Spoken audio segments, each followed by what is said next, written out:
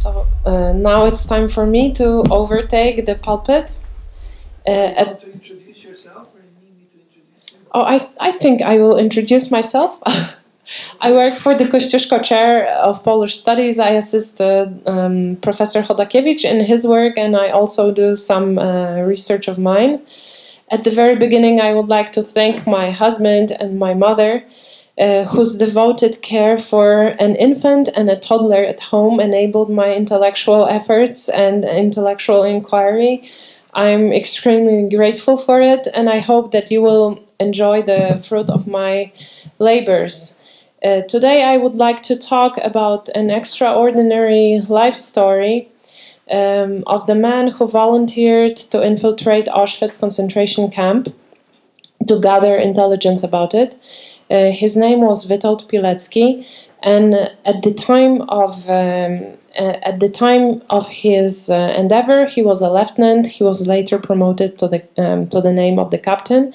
He is generally known as cavalry captain Witold Pilecki. So I will refer to him with this rank. But please remember that throughout the ordeal, he was a lieutenant. Let's. There it goes. Hopefully. I'm sorry.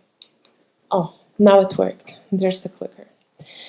For years, Captain Witold Pilecki was, in fact, sentenced to oblivion. He was censored in the Polish media, and he was not very well known in the West until his report was discovered in the archives of the Polish underground movement in Warsaw.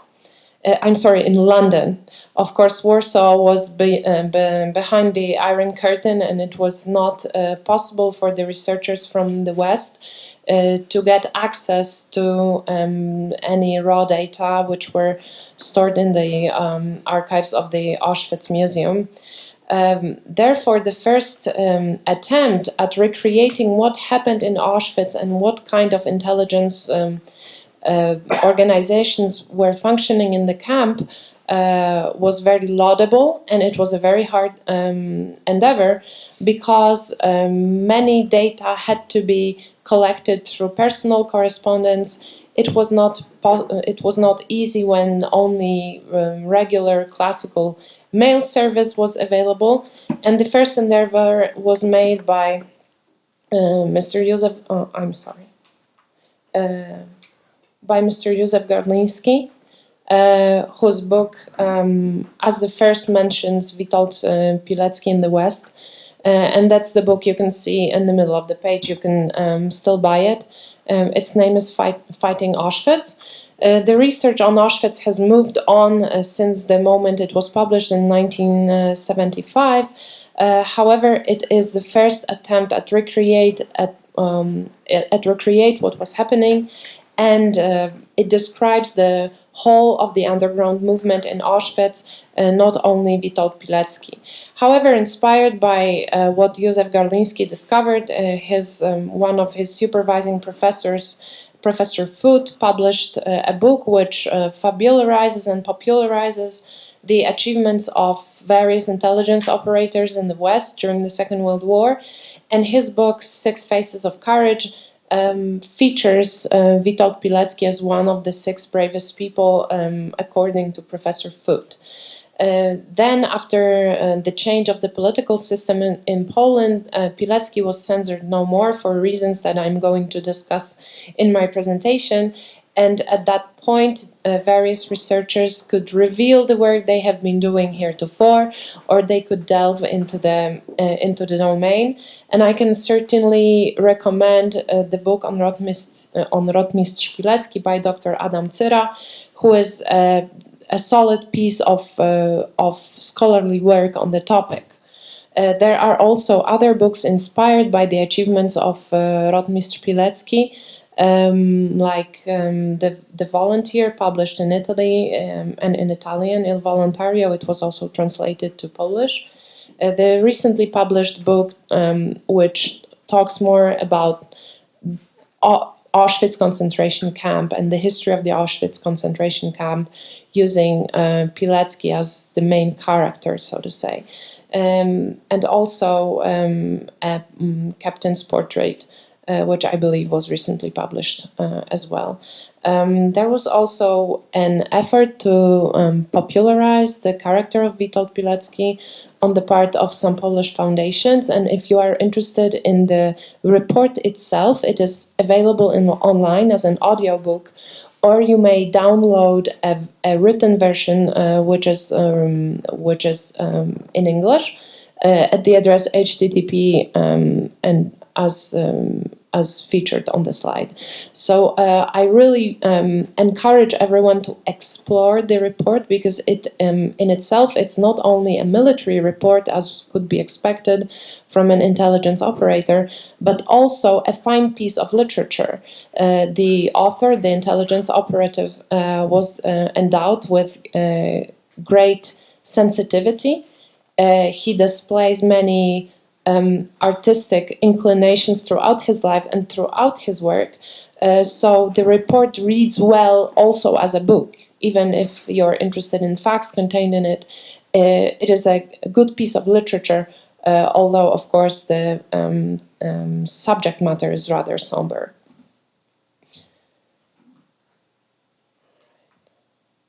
Luckily, my lecture was preceded by a few lectures which sketched very well the background for what was happening in Poland during the Second World War and also after the Second World War. But just to remind what the situation was like, Poland was attacked in September 1939. And first it was attacked by the Germans, and then the Soviets entered from the opposite side, and the two aggressors divided the lands of Poland between themselves in accordance with the Ribbentrop-Molotov Pact, which had a secret clause describing the event of the division of Poland, which was made true in 1939. What you can see on the map is that a part of the a part taken by the Germans is in two colors. One is brown and one is striped brown. This is because a part of the lands incorporated, a part of the former Polish lands were directly incorporated into the German Reich, and the other one, the other part was left as a stamp state, which was a German protectorate during the Second World War. The legal conditions for Poles in the two parts differed, of course, it's like a topic for several separate presentations.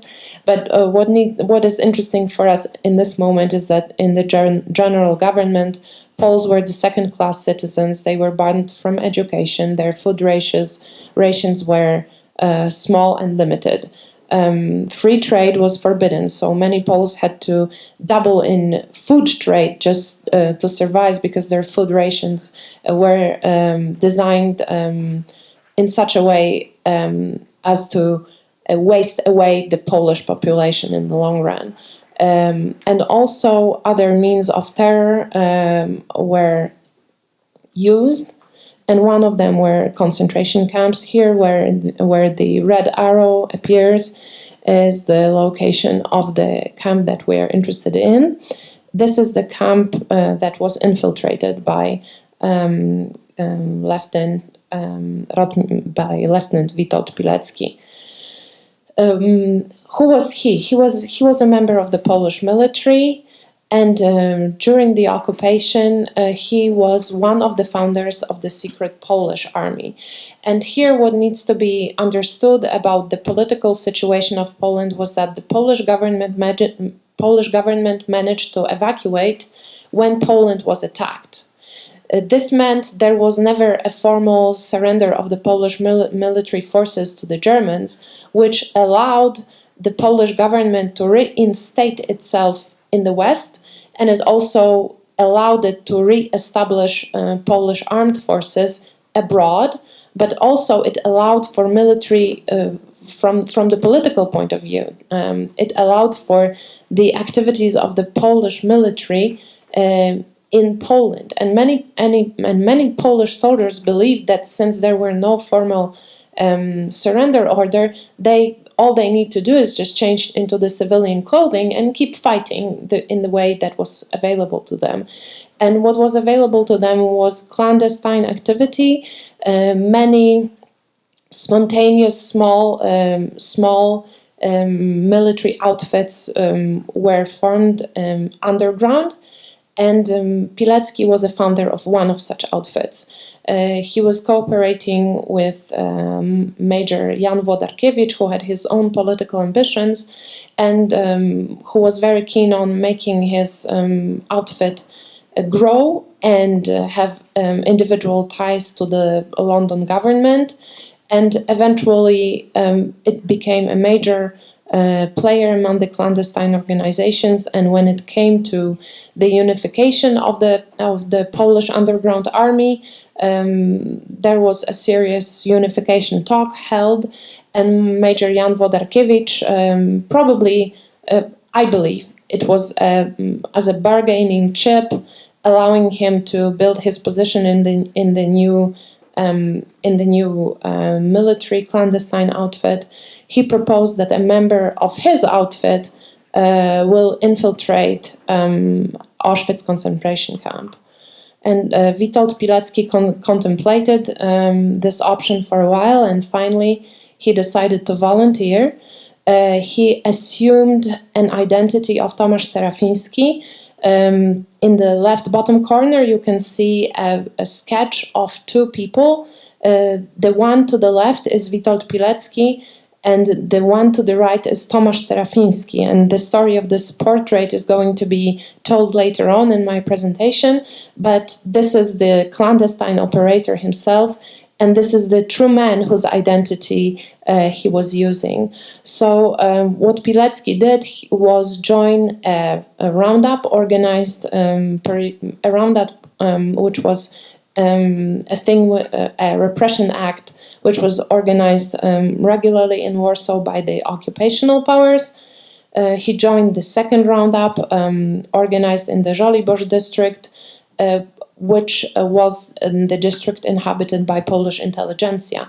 The aim of the Germans was to round up as many Polish men as possible, the representatives of the Polish intelligentsia, because they believed that if you get rid of the intelligentsia first, the remnants of the nations will be more helpless and more easy to govern.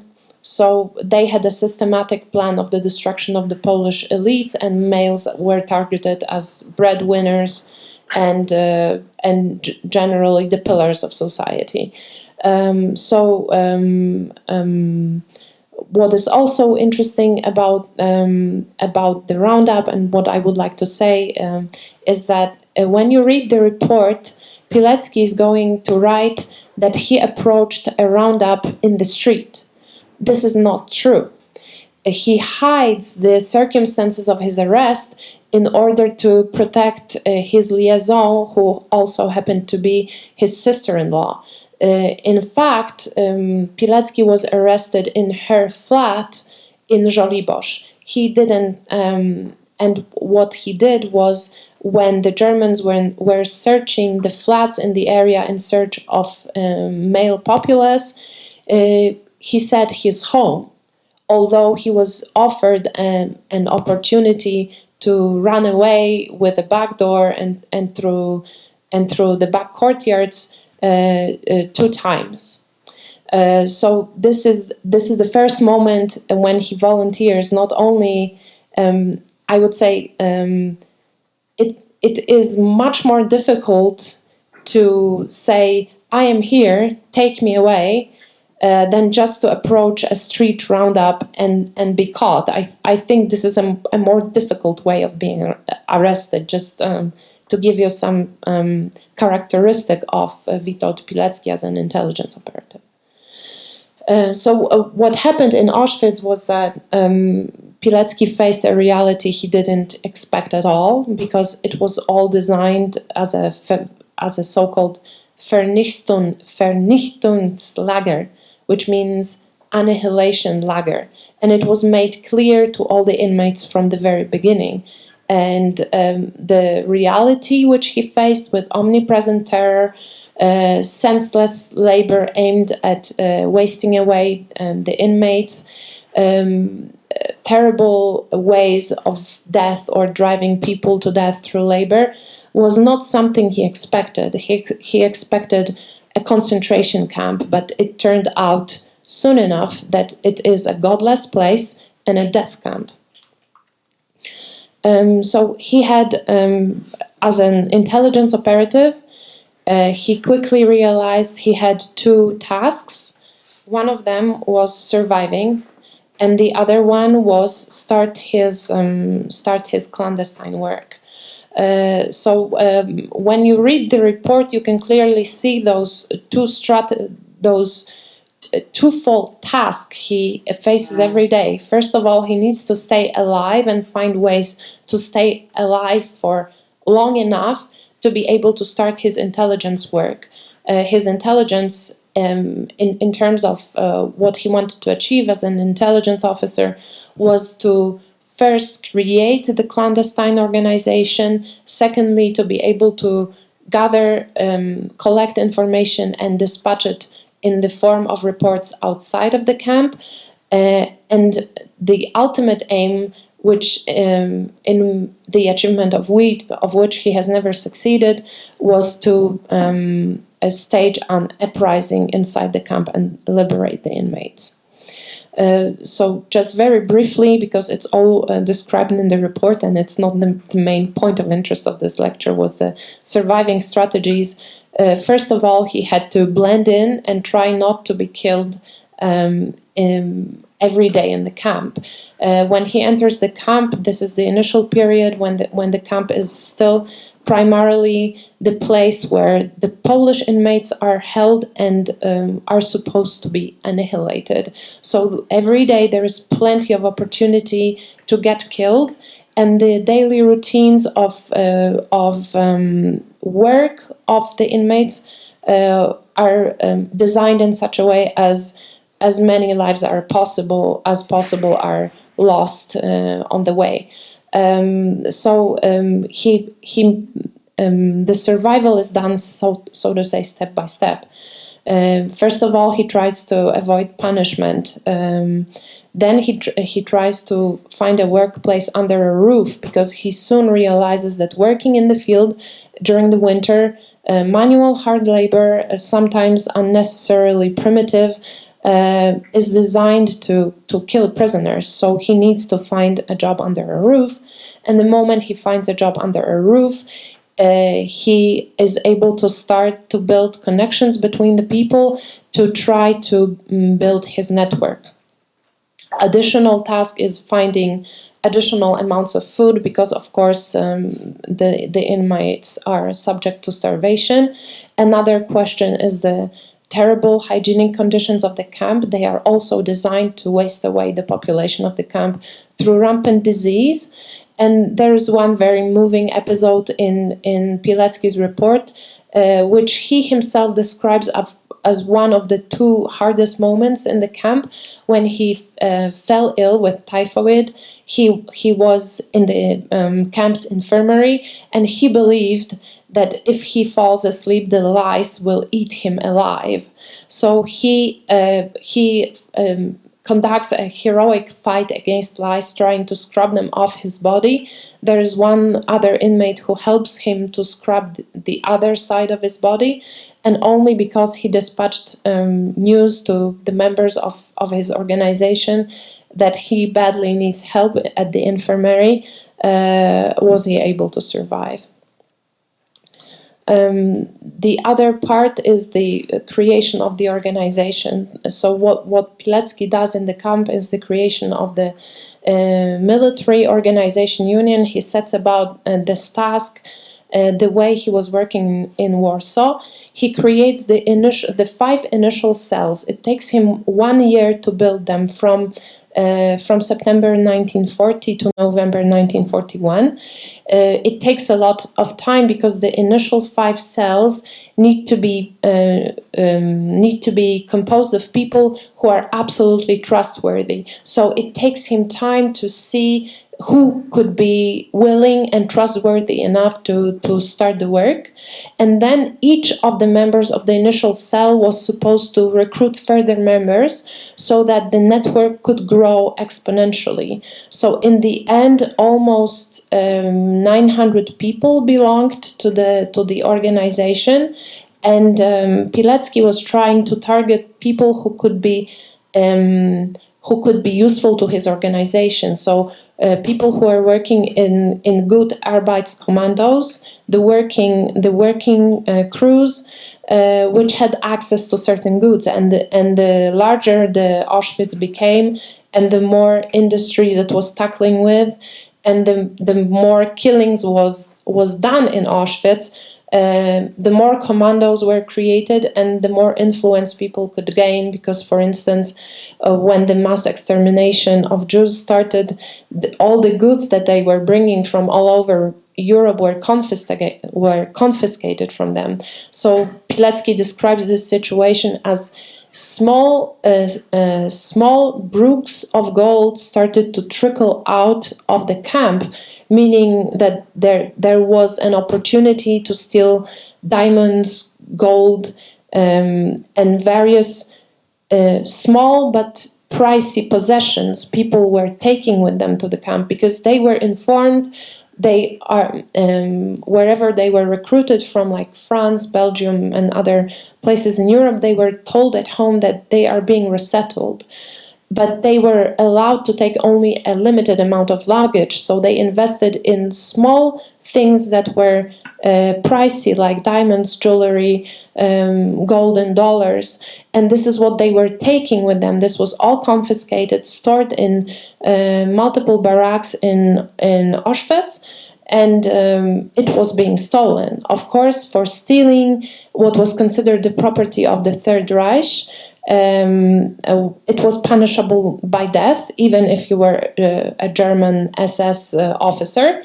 But nevertheless, some quiet deals were taking place, and with time, the Auschwitz became also a sort of a business enterprise, so to say. But Pilecki starts the military organization, and first of all, he describes various outfits in which he was starting his work and how he was doing this. But the most important thing is the fact that he starts to report on the situation in the camp already in the 1940s. So he gets to the camp in the 1940, and he sends his first report. He gets there in September. He sends his first report already in October, because at the very beginning it was possible to buy people out from Auschwitz, or sometimes they would be released. And if he considered them trustworthy members of his network, he would give them oral reports to transfer to his organization in Warsaw.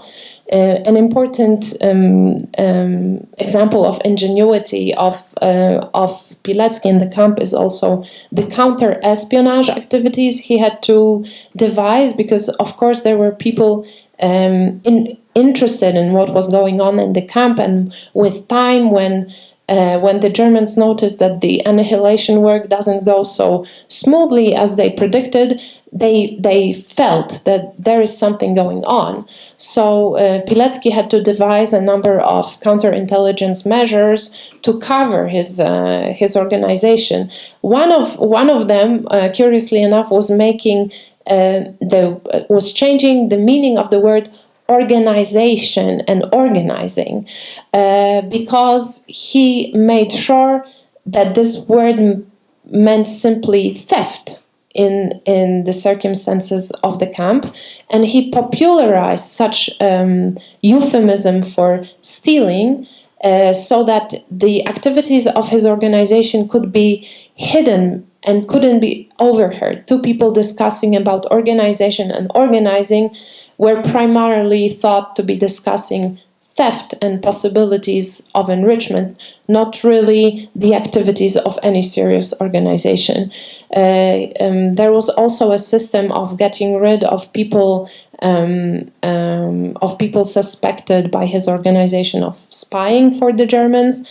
They were usually given some medical substances in the hospital infirmary.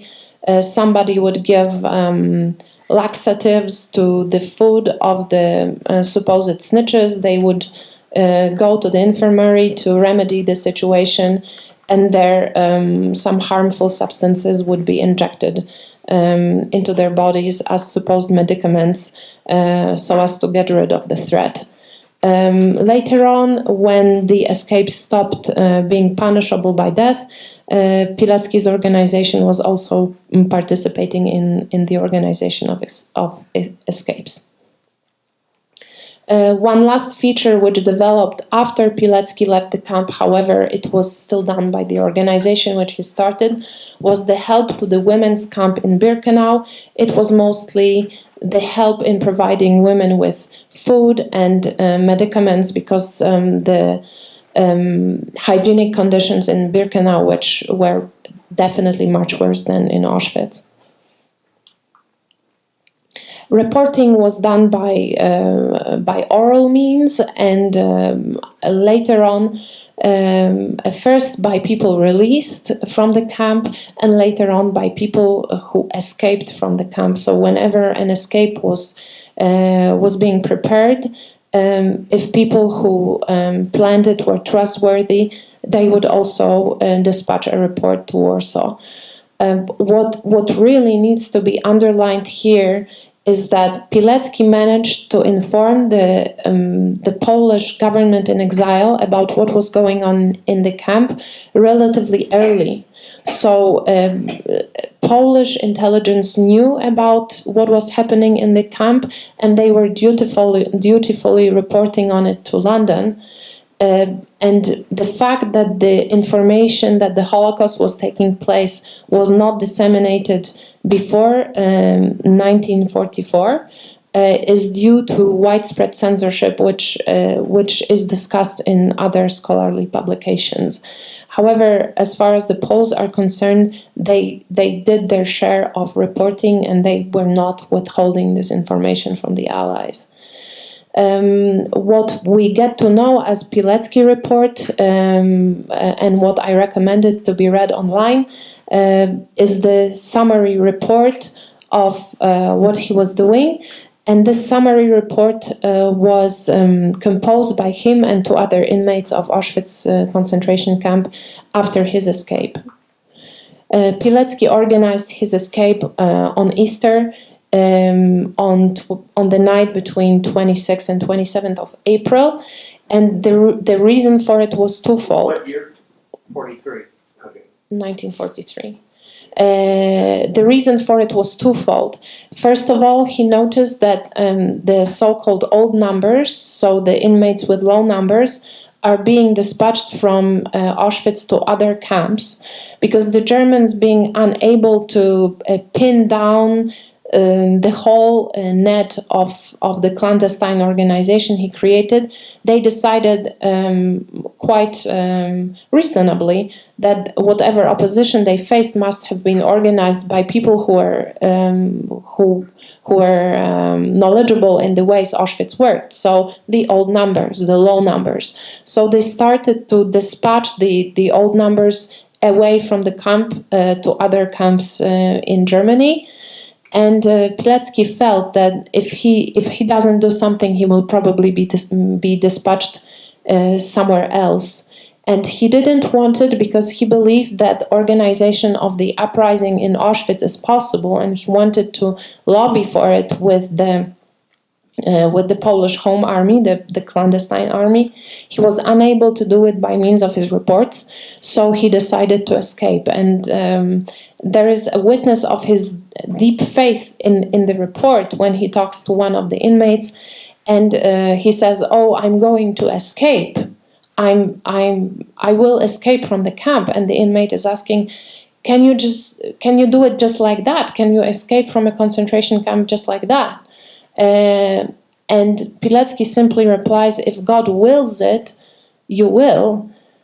And it's true that his escape was accompanied by a few miraculous, one may say, a few miraculous events. For instance, the door of the bakery through which he was escaping didn't want to yield to pressure of him and to other escapees, but they finally did yield.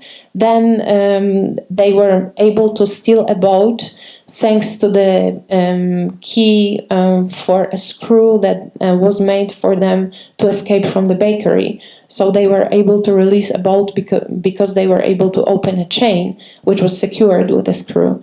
And then the most miraculously of all, it turned out that the person working for the Home Army in the village where close to the village where they sought shelter with the family of one of the military union members who stayed in the camp, was actually the real Tomasz Serafiński. And this is how the portrait that I showed at the very beginning of the presentation was sketched. Because for a while, the false Tomasz Serafiński, Witold Pilecki, was hiding with the true Serafiński family and the true Tomasz Serafiński, who was trying to help him to lobby with the Home Army to organize the uprising in the camp.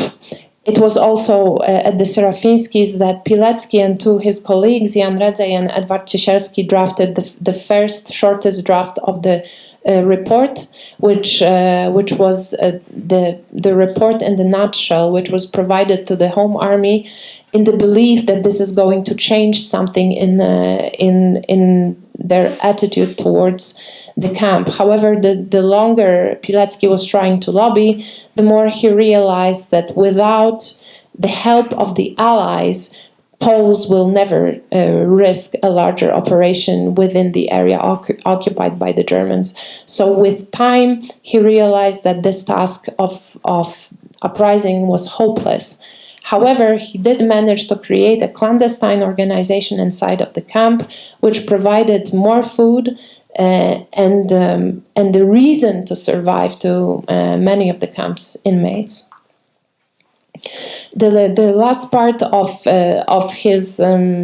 Witold Pilecki's activities during the Second World War in Poland is also in hiding. He joins another intelligence outfit which was designed to face the imminent Soviet occupation of Poland. It was called Niepodległość. The short for it was Nie, which means no in Polish. So he was working to create this organization, and later on he joined Warsaw Uprising in spite of the orders that were given to the members of Nie that they are supposed to save their life for the future and are forbidden to participate in the armed struggle. And then as the participant of the uprising, he found himself in the Murnau POW camp, from which, after its liberation by the Americans, he headed for Italy to join the Second Polish Corps in Italy. And now I need to mention the global situation of Poland at this point. The war ends, and the Polish government in exile is very unpopular because they stress that although the Americans and the Brits are the allies of Poland, the Soviets attacked Poland, and even though they are formally the ally of our allies, Poland is definitely at a disadvantage in this situation. However, the allies want to end the war, and of course, whatever foreign policy was there was a byproduct of the policy of the allies towards the Soviet Union. At least this is how Jan Karski was describing it. And as a result, more and more faith is put in the puppet communist government that is being constructed in Poland. And in the end, Pilecki decides to come back to Poland as a member of the Second Polish Corps, but the Second Polish Corps and General Anders, who is his commander, no longer represent the official Polish military. They have no longer the backing of any political institution. So he keeps faith to his unit, but in the meantime, the unit stops being the official representative of the Polish armed forces. He comes back to Poland. He is initially very optimistic about the possibilities of activity. He tries to apply the same method he applied in Auschwitz and build a network of trusted people who can provide him with information. But soon he realizes that the repressions in Poland are too severe, that the Soviet domination is going to be imposed ruthlessly on Poland. He witnesses all the acts that Professor Isański before me was discussing in detail. So he knows the situation has changed and that the old organizational model can no longer be applied. About what he actually writes to his trusted cooperative, Maria Szelongowska. The net around him becomes tighter and tighter. The communists realize that there is some sort of information trickling out of Poland. Although Pilecki was very careful, he didn't create any formal organization. There was no formal vow, no formal network as it was during the occupation. It was only a loose network of people who would give him information which were not secret at all.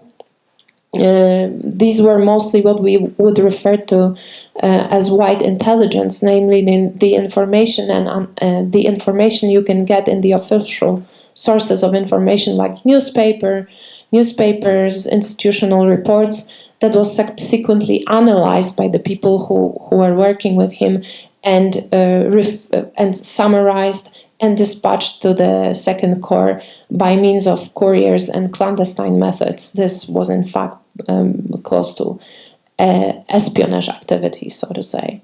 So, however, the network around him is tighter and tighter, and he finally got arrested with other members of what will be called the Anders espionage ring, which entails 8 people. He is arrested on May 8th. And from the very beginning,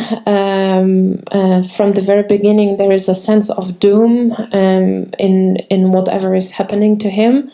I suspect that from the very beginning, that torture may have been applied to all the arrested. However, a week after his arrest, he writes a letter poem to Colonel Różański, who is the infamous executioner and torturer of the initial years of communist Poland. He was the eminence grise of the Polish Ministry of Security and was a man who was deciding about the future of many people who were investigated and tried later on. And I wanted to talk about those 2 men in particular, although our time is limited, because Różański and Pilecki illustrate a very important clash of 2 organizational cultures.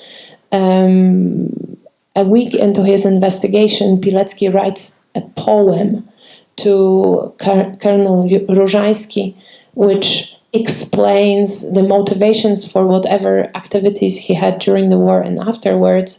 And in the last stanza of the poem, Pilecki says he wants to assume the whole blame on himself, and that if anybody is to be punished by death, he wants to take all the blame on himself. Ironically enough, this is what happens at the end of his trial. However, Różański is a completely different type of person. He is the person who is, for instance, able to promise to someone that if this person reveals his contacts, he will only enable those people to reveal themselves and no bad consequences will meet all those underground soldiers.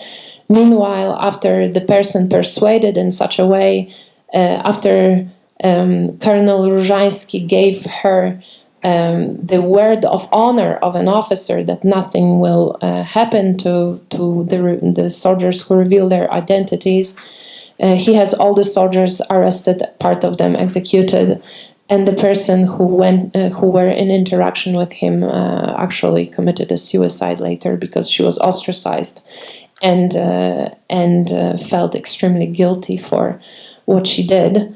Różański is also capable of terrible tortures. One of other people arrested with Pilecki as a member of his ring was considerably younger. He was newlywed to the love of his wife, and as one of the means to extricate information from him. He was not being beaten, but his wife was beaten in the next room, and he was listening to her shouting. Later on, as a result of the maltreatment she underwent, she miscarried in an isolated cell and was left with no medical help and a hemorrhage. So this was the type of treatment that people were receiving under investigation in those times. And finally, when the trial is organized after an investigation of many months, it's quite obvious that the sentence is prefigurated by that the sentence is already decided, so to say. The trial of Pilecki is accompanied by the witch hunt in the media. He is referred to as the under spy. He is accused of clandestine, of spying, of extricating of secret Polish documents, although this was not the case. And one of the major accusations is that he was organizing an attempt at the lives of 3 most ruthless functionaries of the Polish Ministry of Security, including Różański himself. All the evidence of Pilecki's activity during the war is withheld from the general public. Most of the people whom he knew in Auschwitz and who survived Auschwitz don't really know that Pilecki is Tomasz Serafiński. After a while, they realize that the person accused is the person who saved their life in Auschwitz. They write a letter to the authorities that his life should be spared. However, this letter is ignored, and the person who rallied all the inmates loses her position as a director and needs to work in the same institution as a janitor later on. The trial of the Witold group was one of the trials which were taking place since 1946 into the 50s, which was designed to intimidate the Polish populace. You can see the red circle around his hands. Pilecki is hiding his hands because his nails were torn out.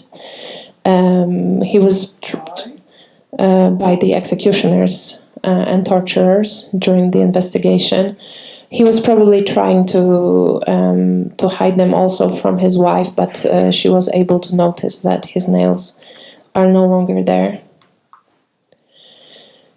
Ultimately, the appeal from the sentence, from the death sentence he received, is not successful. He decides, partly at the insistence of his wife, to write a clemency plea. In the first sentence of his plea reads, "All my life I have worked for Poland," and in spite of all his life biography that he includes in the clemency plea, the president of Poland, Bierut, is not willing to listen to it, which is also a part of the communist repression. The reason why Pilecki cannot be spared is that he was working for London, and officially all the forces that were working against the Soviets in Poland were siding with the Germans. So by definition, anyone who were opposing the Germans was fascist or a fascist sympathizer. So it is not possible to reveal the past of Pilecki, who was fighting the Nazis. It is not possible to let him live and let the story spread. And it is necessary to remove the witness, so to say. So he becomes an element of a larger political game in which the price is going to be his life. Apart from the capital punishment, he is also sentenced to oblivion. The news about his life and his achievements is censored from the press in Poland. His family is persecuted. His children, the daughter is banned from studying. His son manages to gain higher education, but with difficulties. His daughter has been persecuted all her life as the daughter of the enemy of the people. She was not allowed to work in decent conditions. She was only to be given manual labor. She finally managed to find a job through a friend in a plant building, in a plant producing building materials. But even there, even though she was working in an office there, the office was next to the plant of the factory, and she was inhaling toxic fumes and was forced to carry heavy loads, and lost one of her babies in the process. The family found out about the execution only when the archives of the former Ministry of Public Security were open, and only in the 1990s, as far as I remember, did the family find out that actually the capital punishment was given to Pilecki on May 25, 1948. For years, his wife lived in the hope that maybe her husband is alive, maybe he was deported, and maybe he will be coming back one day. But it was not to happen, and his grave still hasn't been found. To sum up this presentation about who he was, I wanted to mention a number of functions he performed in his local society before the war. He was a landowner, but he believed it was his duty to modernize the place where he lived. So in the village where he lived, he started a fire brigade, a dairy cooperative, which was very innovative and whose products were very popular even in Vilnius. He was also a doting father. He started a militia unit because he was a very keen equestrian. He was also an artist and a poet. And for all his involvement in the local community, he received an Order of Merit in 1938. So, in spite of the narrative, which appears in some of the stories that I read, that he was an everyday man who, during the time of war, mobilized himself to commit an extraordinary feat of bravery, I am of an opinion that he was a man who was trying to achieve more and more at every stage of his life. And certainly he was a Polish patriot. Building of the local community and fighting for its security was his concern even when he was in his civilian part of life. And he returned to Poland to build his next clandestine organization against the communists voluntarily, because he volunteered to do that.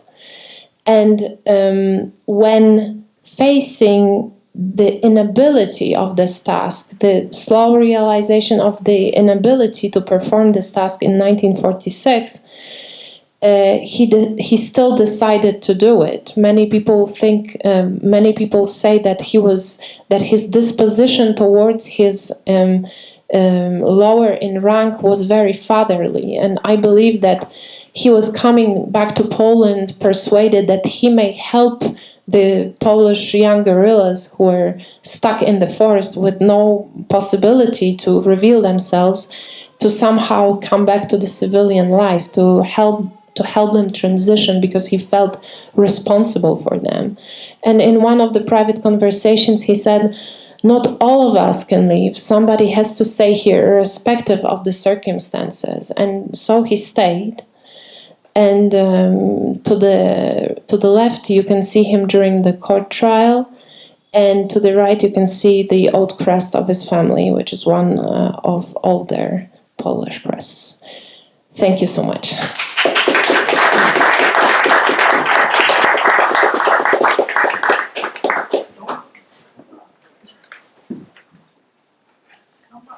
Okay. Now, the kids in Poland have just discovered Rotamister Pilecki because he was a complete unknown. The communists buried all the memories of him.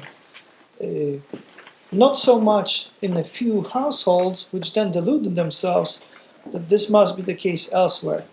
In the emigre world, like in Poland, we knew about Pilecki. In my case, in the case of my family, it's because he was from outside of Vilna, and also my sister is still friends with his granddaughter. She's now a McQuaid, so she's an American. Her husband is an American. They live in Poland now. Dorotka, like the captain, she's a redhead. And I just want you to, I met, obviously I know the daughter, and I met the grandmother, meaning the wife of his. I want you to look at his face. His default expression was a smile, which got him into trouble in Auschwitz because the SS would beat him up because he had a smile on his face, so they thought that he mocked them. Same story with the communist secret police. They were annoyed that his default facial expression was a smile. So he was a great guy. I had the privilege of editing his work in English. I asked the publisher, Terry Tegnazian of Los Angeles, not to put my name in, because then leftists in American academia would review it. And indeed, a leftist professor from Yale claimed to have discovered Pilecki and reviewed the book positively in the New York Review of Books, and now you can't take it back.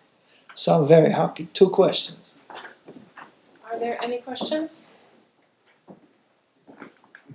Yeah. I didn't know about the detail. I always assumed that he had, walked up to the Łapanka, right, the roundup. But did he know that there was going to be a roundup in the area, or was it just by chance he was at his relative's house? No, in fact, he was considering the idea of volunteering for this task for a while. He prepared to do that, namely he studied all the information the clandestine Polish services could provide him with about Auschwitz, which was not very widely known at that point because it has just started. And he did it totally on purpose. But did he know that there was going to be one in that area when he was at his sister's house? I think he was anticipating that there might be something, and I think he was just living with the idea that he will yield himself.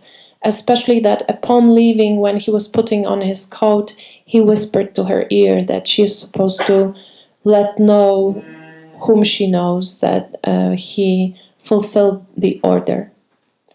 Another question? Yes? I'd like to thank you very much for a wonderful presentation. I'm very delighted of it. I would like to apologize for my phone. There is no problem at all. Is there a question? Yes, his family lives in Poland mainly, or Yes. Okay. Yes, they do live in Poland. So maybe the last question. I'll take the last question. You'd say of a guy like this, and I won't explain it to a lovely Polish lady. He has cojones the size of grapefruits. This was an incredibly brave man. I'm wondering if you, in your research, have bumped into any other people, even from other nations, that may have entered prison camps voluntarily for the purpose of intelligence gathering. There is a tremendous set of data in the Auschwitz-Birkenau Museum that still needs to be studied. I have not come across anybody else who would volunteer for an intelligence outfit to gather information about it. However, I'm not a specialist on the intelligence in the Auschwitz camp. I was mostly interested in the life of Witold Pilecki, and whatever I learned about the activities of intelligence in Auschwitz were not the main interest of my study. The main interest of my study was Pilecki as a person, and especially his after-war fate, because this is the part of his life which is often overlooked. However, it very clearly shows that he was not an everyday man in the street, that there was more purpose and intent to whatever he was doing in his life.